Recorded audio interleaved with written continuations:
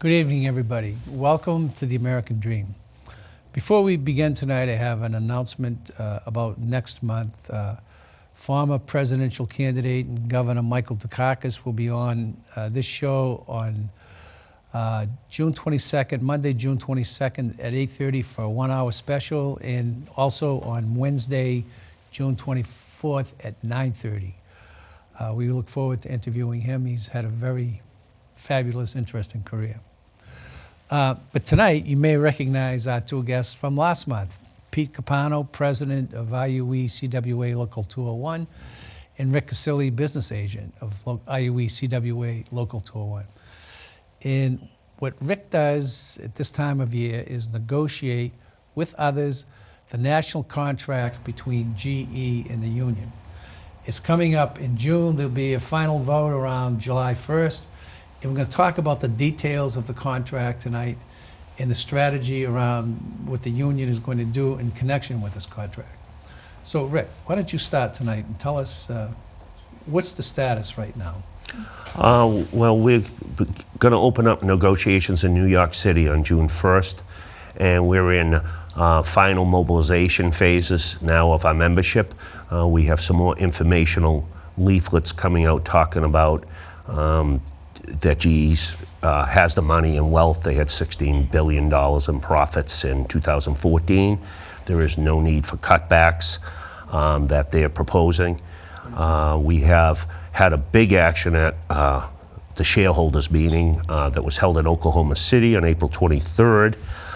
We're planning another national, and that was also national rallies were called at all the plants, and we're planning on calling the National's going to be calling rallies like a send-off solidarity rally on Friday, May 29th at all the plants, so that when the negotiators will be leaving for New York on Sunday, that's when I'll be flying out. Okay. What are you looking for? We neglected to talk. We didn't get a chance to talk. The last show went really fast. We didn't get a chance to talk about other issues in the contract, particularly wages. Are you going to talk about that tonight? Or? Just to re-emphasize what we've been emphasizing across the country was that we have a very bad medical plan that got put in 4 years ago in the last contract, and people are upset with it. So that is probably, it was the number one demand. Okay. So we're going after that plan. It's a high deductible, high co-insurance, high premium plan. And the coverages are not that great. We lost a lot of 100% coverages to 80% coverages. Can you give us more detail on the cost of this to union workers? The cost of the plan probably for the year for an average family would be, counting the premiums, co-insurances, and the max. It varies by wage scale inside the plant, but it would range between $6,000 and $10,000 that someone's almost $4 an hour. Could be up to $4 an hour out of your pay going to healthcare costs alone under this plan. Does that include the higher deductible? Yes. Okay. Yes. Okay. So big thing is we're going to be coming in loaded with proposals to reform that plan. And to make it livable for our members. It came out in every survey around the country as the number one. Going hand in hand with that is for, that plan covers all our active members in the plants. Also the non-union plants get the benefits of it, but that plan also covers retirees that aren't 65. The second big issue tied to medical is, we talked about last time, is they took away from the non-union salary people their post-65 supplement plans to Medicare just last January 2015. They saved $1.4 billion is the projected savings by wiping out their responsibility for post-65 insurance. That's not per year, is it? I mean, is that over? That's their projected savings, $1.4 billion future savings. Okay. Over a number of years. Okay. And they plan to try to do it to us, at least that's every indication we've got from company spokespeople. That $1.4 billion came by pretty much dumping over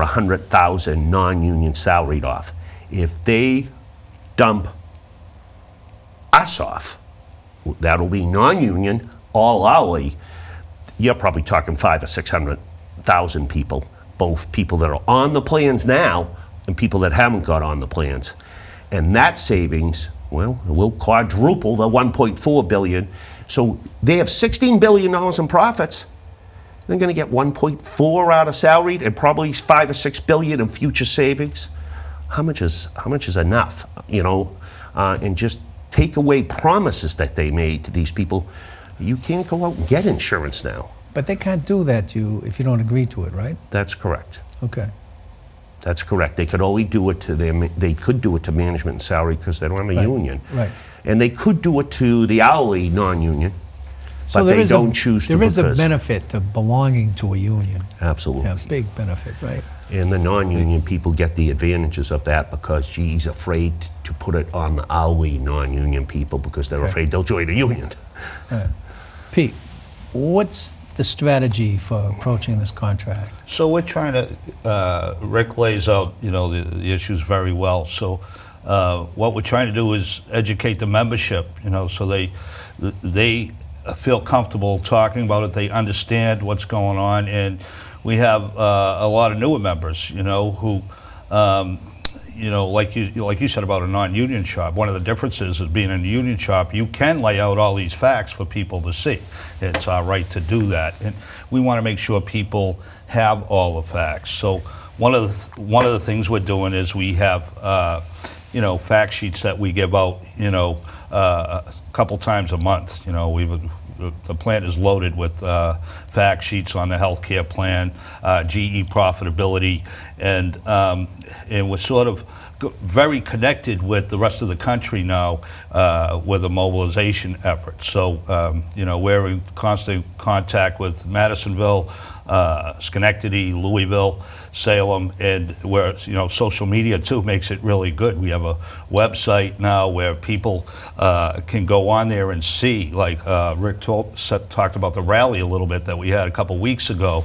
So members are able to see rallies. Members in Lincoln see the rally that they had in Schenectady. They can see the 2 bus loads that went down to the shareholders meeting in Oklahoma City from Struthers and Madisonville, and they get to see us. So we know that we're all on the same page. So and the information I'm talking about with our members, the rest of the members in the country are getting the same information. So people are armed with the information they need, and Rick will be in contact with us, and we'll know how negotiations are going the whole time, and the whole pulse of negotiations, we're hoping, and has happened in the past, will be reflected in the membership because of the communication that we have. Okay. Who led the expedition down to the shareholders meeting? Okay, well, Kevin Ma was down there, and he did a really good job. He's with Dennis Rocheleau, who Rick talked about, they let the board of directors know how they felt about like one of the speakers at the shareholders meetings said is, when you hear about all these billions and billions of dollars, but what the retirees are people who are living, under $1,000 a month, pension, $500 a month. When their prescription costs go from $25 up to $200 a month, that's a big chunk out of their paycheck. And that's when you have the top 5 executives at GE got a pension increase of $10 million last year, each of them, $10 million.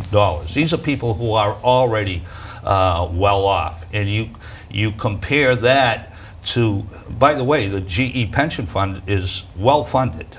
There's plenty of money there. It's completely funded, isn't it? Yes. GE doesn't have to make any more contributions to that fund. They've only made one since 1989. They've never. That is our second priority demand, is the pensions for people. Right. Yeah. So when you add these extra costs, which, by the way, were promised. When you retire at 65, you expect to have that, and as part of what you get. So Pete mentioned I just wanted to cut in there. You mentioned a good point. of their compensation. The 5 top execs, and another way of saying it, if you count their salary, pension, and stock, make over $92,000 compensation for an 8-hour period. The top 5 top execs. We're not talking about a poor company here struggling to get by. And I didn't mean but- that. Yeah, no, that's okay. And it's, without you, I mean, you can bat numbers around forever, but one of the eye-opening things, too, besides what Rick mentioned, that's 838 times what the average retiree makes a month. That's ridiculous. For a company that's making so much money. Let's put it in perspective. G made 14 Almost billion? $16 billion in $16 billion 2014. profit. Yes. Okay. And some of the retirees you're talking about, they make $500 a month, Sure. and they're going to have to pay increased cost for their health care? Absolutely. Okay. Absolutely. Yes. So, and you're going to try to stop it? Yes, That's what you're gonna do. yes. Okay. We're trying to get improvement in the retirees' pensions and our active people's pensions as well as health care. Well, the pensions is income, and they're trying to drive the health care costs up, but our pensions aren't going up. So, we're trying to get our active members, it's called the pension update. They have no obligation to increase pensions for retirees, right? I mean, that was a deal made for those people when they worked there, right?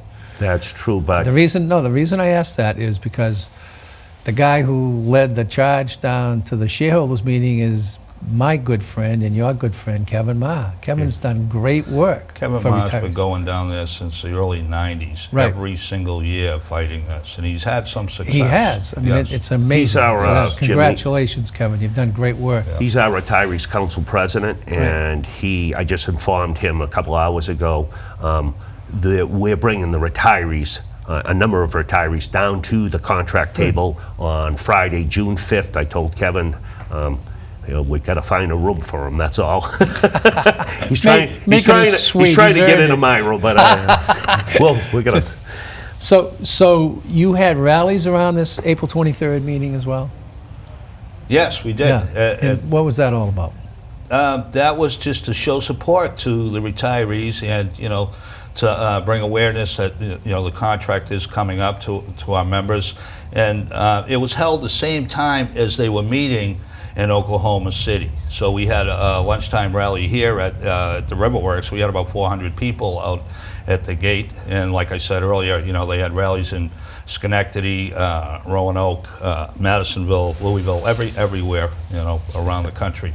And are you going to employ that same strategy as the vote on the contract approaches around the end of June? We plan to be in touch. One thing that I think has been different this time is the amount of contact that we've had. Like I said, with the advent of social media and the ability to have conference calls and not have to travel, to have actual meetings. We've been meeting and talking frequently with the other locals, and I feel like, at least from my perspective, like this is probably the most together anybody has been since I can That's remember. good. We're Yeah. being told by the National, Jim, that every local, anytime a local's doing something, the other locals got to all be doing it in the same day or same time, in the same time period. So it's much more coordinated effort. We're already being told there's other dates. We have to do other actions. The actions are going to take some different forms. This last action and some of the future, we probably will be involved in some of the other community groups.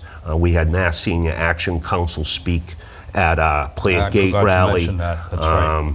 And people see the community coming behind them. Mass Senior Action knows all too well what's happening with Medicare and Social Security. This issue's right up there, and they got a very vibrant chapters up here. So They represent Mass senior citizens Yes. That's in Massachusetts. yes, and they have a number of GE retirees in it too that wish there was more. But They have a large chapter from Lynn in the North Shore, and the woman Barbara Mann that spoke for them did an excellent job. Sure, So I know. she's their Yeah. state president. Yeah, so, right. yeah. Good woman. In fact, I'm going to try to get her on the show someday. Yes, She would be great. Yeah. She would be great. So I said last time we met, partly tongue-in-cheek, that the union should get a PR person. But as I thought about it, I really think you should. I mean, you know what a union goon is, what a union thug is? How often do we hear that? We never hear about the good things that unions do. Right. And you, besides yourself selling it, you ought to think about getting somebody that's really good, that knows public relations, to push your cause, because it's obviously a worthy cause, and it benefits non-union people. Yeah, Correct. I think that would have to be at a higher level than the local level, Jim. I think it's a great idea, but I think it really needs to come out of either one of the international, like our internationals, RUE, CWA. It would need to come, the funding and the press, because I know we're it's a an expense. national I know it's an expense. group, Yeah. would have to be part of that. And for that matter, the whole AFL-CIO. I think the whole union movement gets bad press because question people about it. do not know what question we about do. it. Right. And anytime some union does something bad, oh, that'll be on the news, but Right. they don't see what. That's exactly my point. Yeah, you're right. Okay. I agree with that. I will say this. I will say part of it, a lot of it is, the middle class grew to be pretty good size historically, over time, and I believe, mostly because of unions, and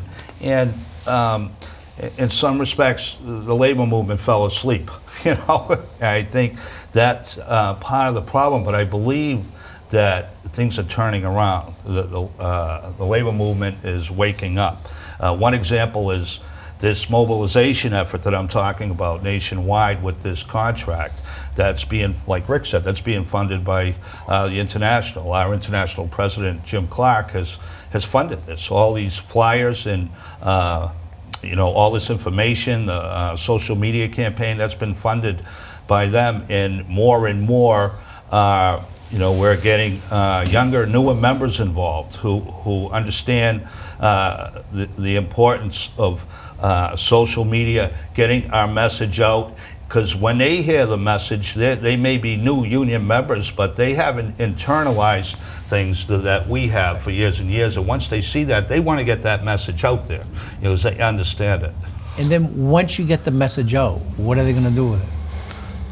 Well, ideally what will happen, if you tell these stories, which you don't hear on TV, the TPP, this trade agreement that we've been working on, that's a great example. It gets no media coverage at all. When you tell the average person on the street what is going on, how the loss of jobs has occurred over the last 20 years, how it's okay to have health insurance, it's okay to have a good paying job. When you tell the average person how much some of these corporations are making and where they're getting it from, that message resonates. People understand that, and it makes them want to do something about it. Rick mentioned Mass Senior Action and the Lynn Retirees Council coming to our rally. There are also other groups, that are coming to our rallies, Lynn groups, church groups. People want to belong to something that gives them hope for the future. And what people really want is a living wage job with benefits. And What's a living wage? a living wage job to me is a job where you can raise a family on, where you wouldn't get rich, where you have enough to get a car, to get to work, you save enough money, you may be able to buy a house, but you won't have to be making the choice about whether you need to get prescription drugs for your kids or get something to eat that week. That's a living wage job. It sets you on the right path for having a good life, the American dream. I mean, That's so, right. that's what people want. The idea that your kids would do better than you is going away, and we got to make sure that stays. Since I read an astounding statistic, since 1965, back in 1965, when the union movement was strong in the country, the CEO, corporate top dogs, average wage was 20 times more than the average worker. Do you know what it is today? 331 times more. There has been, with the decline of unions, there's been a wealth shift in this country.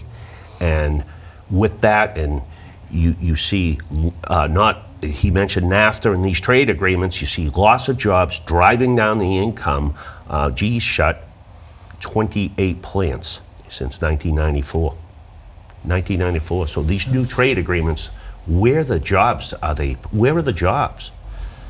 Well, Jack Welch wrote in his book. About the barge. The barge. You'd put all the jobs on a barge and drive it up and down the river. And He wishes he could put every plant on a barge and have it sail around the world to wherever the wages were the cheapest. And he was very frank and blunt about it. There was no secret trade deal type of mentality. I mean, he came out and said it, you know? Yep. And He was in selling his book in that philosophy just a couple of weeks ago. so Boston. if that succeeds, what does that mean for Lynn in the United States of America? I mean, what happens to those jobs? They all go overseas. That's correct. And So what's the advantage You see of the deindustrialization of America. That's Right. what's going Right. on. Right. The advantage to TPP is for big corporations, deregulation. So any regulations, whether they be public safety, environmental, food standards, labor protections, those are considered, impeding their maximum profits. And there's language in there that allows them to sue local governments for Buy American. You could be sued if you have a Buy America label. Technically, Under the proposed TPP? under the proposed TPP, there's a 3-member tribunal that will hear disputes. There's been disputes already under NAFTA. That's an international It's an tribunal. international tribunal with three corporate lobbyists. There's 600 corporate lobbyists right now that are negotiating this trade deal, and on a rotating basis, they would be on this tribunal. How many union members would it have? There's none. There's no labor people, environmental people. It's totally corporate people and insiders that negotiate this deal. And the reason why we know so much about it is from other member countries and WikiLeaks, and what even congressional people can't see the TPP unless they go themselves to Capitol Hill in the basement, and they can't take notes or take pictures or anything. They can just read it, and the public wouldn't see it. So the proposed plan by the president, in other words, is not public. That's right. And that's what Senator Warren has been criticizing the president for. Exactly. And she had a pretty big victory this past week. She did. The Senate held it up. Yeah, do you care to predict how it's going to go from here? Or? Well, I could make a prediction. I've been working this issue quite a bit. I think it'll pass the Senate eventually, but I don't think it'll pass the House. The House is where I think the fight is, and actually the whole congressional delegation in Massachusetts has indicated opposition to this, except for actually our Congressman Moulton, who is undecided at this time. He's still looking at it. He wants to see the pros and the cons, and we're working with him, trying to make him understand that this is not a good deal for Lynn, Peabody, Salem, the North Shore. We still have a manufacturing base here, and we want to see it stay. We know what happened under NAFTA. Manufacturing is actually increasing in this area. That's right. Is that right? That's right. Okay, let's get back to the contract. We're going to run out of time again. Let's tell us what you want to talk about, Rick, with respect to the contract. Well, as I said, we're really trying to focus. We have 9 articles up on our website explaining in detail every issue. What's the website? It's local to, if you Google Local 201 website, you'll get on it. And then there's contract update section. There's 9 reports with an overview of the contract. And then you can click on specific items like medical, post-65 medical, pensions, job security, wages, young people's concerns, and our older workers' concerns. So it's a wealth of information on the issues. What do you mean by job security? Job security, what we would love to have, which GE's never done, that's a big demand. We would love to put restrictions on outsourcing and the farming out, especially of aviation and defense work, but even all GE work around the country. That's what we would love. GE's has resisted that over the years, and instead they want the right to be able to farm out or outsource jobs, but they'll pay people for retirement or everything else if there's loss of jobs. They'll put in benefits or wages or lump sums to farm out the jobs. What we want is real restrictions. Now they're even gone farther. They're starting to take away the retirement programs that went when they farm out jobs. The older workers would get a chance, so you wouldn't have a younger worker laid off. Now they're taking away the benefits to go with retirement programs, so the younger worker is more in danger of getting a layoff. But we'd like to see work brought back in here. And I will have to say, our local, we just did up a list. We've done 41 over the years.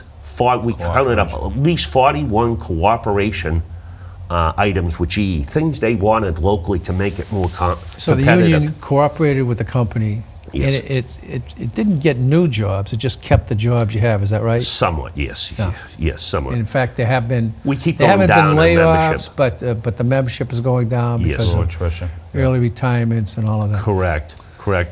We're one of the few unions in the country, people have talked to us about it, that have put out articles on why a union worker should be a productive worker, a good quality worker. These are engines people fly in. And You put out those articles? yes, and do a fair day's work for fair day pay. It's our lead story in a recent edition.